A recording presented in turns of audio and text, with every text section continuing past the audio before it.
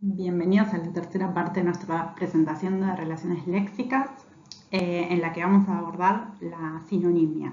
Como habíamos dicho en la introducción, la sinonimia es una relación de identidad entre significados, es decir, se da entre palabras que en principio tienen el mismo significado. Ahora, lo que nos podemos preguntar, y quizás es una pregunta que ustedes mismos se hayan hecho al reflexionar sobre la lengua o en algún momento de la escritura, no es tan fácil decir que es tener el mismo significado, ¿sí? Consideremos las palabras que tienen en la diapositiva, ¿sí? Trabajo y laburo, blanco y algo, mamadera y biberón, cumbre y cima, comprender y entender y suéter y pullover. Tienen el mismo significado y de una manera sí y de otra manera no. En principio podemos decir que trabajo y laburo significan lo mismo. Si yo tengo trabajo, entonces necesariamente tengo laburo. Y al revés, ¿no? Si tengo laburo, necesariamente tengo trabajo.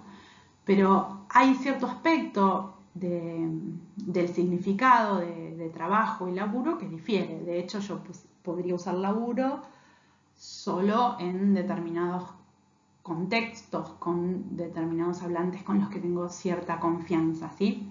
¿Qué pasa con mamadera y biberón? En un aspecto también significan lo mismo, designan al mismo objeto en la realidad, pero si yo voy y le digo a mi marido o a la niñera, le preparaste el biberón al nene, me va a mirar raro, ¿sí? ¿Por qué? Bueno, porque estas palabras, que en un sentido podemos ya decir que son sinónimos porque significan lo mismo en un aspecto, difieren en otro.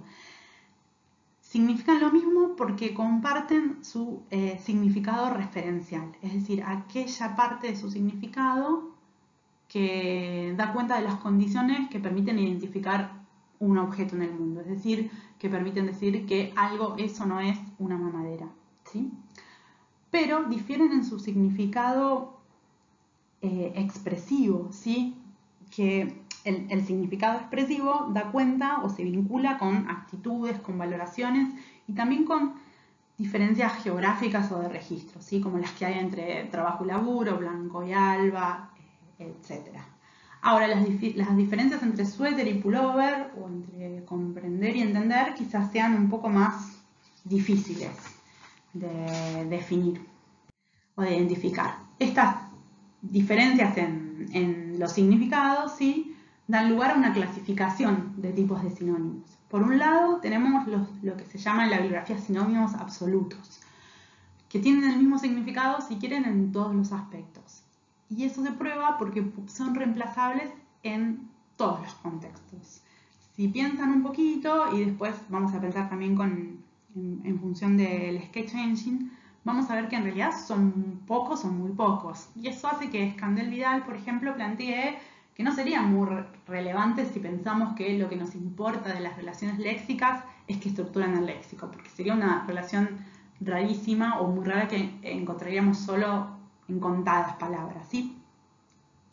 Un segundo tipo de sinónimos son los sinónimos descriptivos, ¿sí? Los sinónimos descriptivos se conservan se conserva el significado descriptivo, aquel que nos permite identificar un determinado referente, pero cambia su significado expresivo, ¿sí?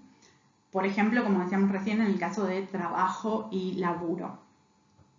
Yo, si reemplazo un sinónimo descriptivo por otro, las condiciones de verdad de la proposición en la que figuran esos sinónimos no se va a ver alterada. Es decir, que si, como les decía hace un ratito, yo tengo laburo es verdadero, necesariamente yo tengo trabajo es verdadero. Si yo le di ya la mamadera al nene es verdadero, le di el biberón al nene también va a ser verdadero. Es decir, las condiciones de verdad, si una es verdadera, la otra va a ser verdadera, y si una es falsa, la otra es falsa.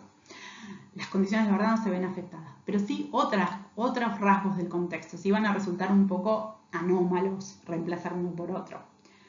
Y por último, en la bibliografía suele plantearse un tercer tipo de sinónimos, que son los sinónimos cercanos, ¿sí? Los sinónimos cercanos son palabras que comparten gran parte de su significado y tienen diferencias menores que pueden dejarse de lado en determinados contextos, ¿sí? Por ejemplo, la diferencia entre niebla y neblina o desastre y catástrofe, ¿sí? Muchas veces son diferencias de grado lo que se postula. Ahora, si ustedes, bueno, quizás antes de ver la diapositiva, podrían pensar si colegio y escuela son sinónimos de qué tipo. ¿Sí? Algunos quizás, y siempre empiezan las discusiones, son sinónimos absolutos o son sinónimos descriptivos. Bueno, el cuadro que tienen en la pantalla es un cuadro obtenido con, un gráfico, mejor dicho, obtenido con el Sketch Engine, que lo que hace es recoger con qué palabra se combina colegio y con qué palabra se combina escuela. Yo en principio hubiera dicho que son sinónimos bastante absolutos en una escala, porque tampoco es de uno a todo nada. Pero lo que vemos en el cuadro, lo que nos muestra es que la combinatoria es diferente, ¿sí? Claro, aparece escuela primaria, escuela normal, ciertas combinaciones que no se dan con colegio. Así que ahí tienen ustedes un poco para jugar con el sketch y ver un poco aquello que plantean como sinónimos absolutos desde la intuición, si después se corrobora con los contextos o si hay diferencias. Como vimos con la hiperonimia y la hiponimia, para la sinonimia también hay pruebas, ¿sí? Para determinar si dos palabras son sinónimos o no. Las pruebas que tenemos son las pruebas de la implicación bilateral y la imposibilidad de contrastar, ¿sí? La prueba de la implicación bilateral funciona, a diferencia de la hiperonimia, que funcionaba solo en una dirección, en los dos lados. Si tiene trabajo, entonces es necesariamente verdadero que tiene laburo. Y a la vez, si tiene laburo, entonces es necesariamente verdadero que tiene trabajo. De ahí concluimos que laburo y trabajo son sinónimos. Y por otro lado, es imposible a dos sinónimos contrastarlos. Fue al dentista, pero no fue al odontólogo. No, es una contradicción en virtud del significado de dentista y odontólogo, que es el mismo. Y lo mismo al revés. Fue al dentista, fue al odontólogo, pero no al dentista. Bueno, esto sería todo. Vimos una breve introducción, vimos las características de la hiperonimia y ahora repasamos las características de la sinonimia, ¿sí? Recuerden las pruebas, es fundamental el punto de vista intencional y extensional, sobre todo para la hiperonimia, y espero que aprovechen la oportunidad de explorar el corpus. Después lo vamos a retomar al sketch cuando nos centremos en la teoría de Hanks, que sigue después de metáfora, en principio. Bueno, un saludo para todos, buena cuarentena y les recuerdo que estamos abiertas a las consultas por mail. Cualquier duda que tengan o si quieren profundizar algo, nos pueden escribir. Saludos, chao.